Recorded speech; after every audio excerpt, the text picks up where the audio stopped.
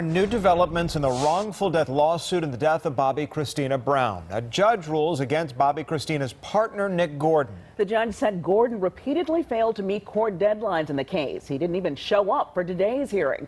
Fox 5's Portia Bruner has dug into today's ruling and joins us now in studio. And Portia, exactly what does this ruling mean? Well, it means a lot, but it really comes down to the fact that Nick Gordon is now legally responsible for the death of Whitney Houston and Bobbi Brown's daughter.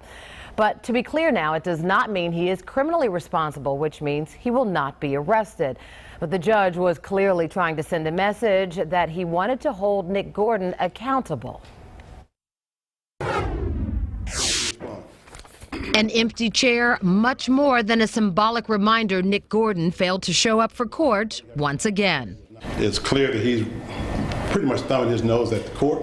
But this second absence was the last straw for Judge T. Jackson Bedford.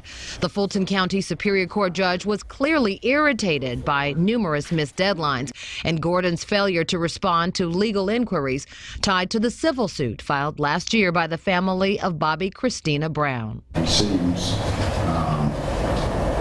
totally bent on defeating anything this court has tried to do with respect to his participation and responsiveness to the request of the plaintiff. Bobbi Kristina was just 22 years old when she died in July of 2015.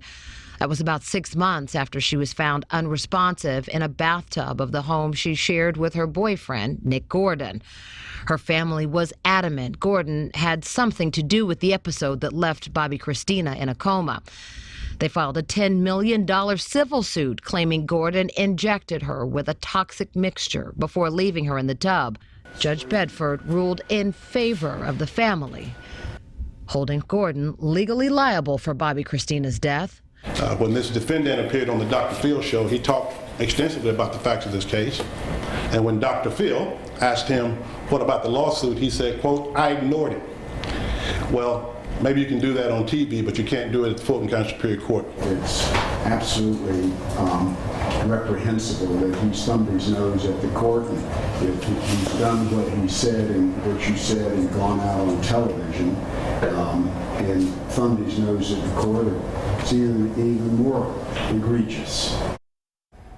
The family of Bobbi Kristina also claimed Gordon had been abusive and that Mr. Gordon siphoned $11,000 of her money into his own account while Bobbi Kristina was in a coma. So there were a lot of allegations made in this particular civil suit, and it's now something that Mr. Gordon's going to have to answer to, but he hasn't responded to any subpoenas, any court appearances, absolutely nothing. Now, hard to believe he's a no-show in court today. Did he have any response to this ruling tonight? Well, we did reach out to his attorney here in Atlanta, Randy Kessler. He said he could not comment. He said that through an assistant. Wouldn't even speak to us directly, but did say he just could not comment about this case. Well, certainly, I'm sure there'll be more to come. All right, thank you, Portia. Yes, Portia, indeed. thanks.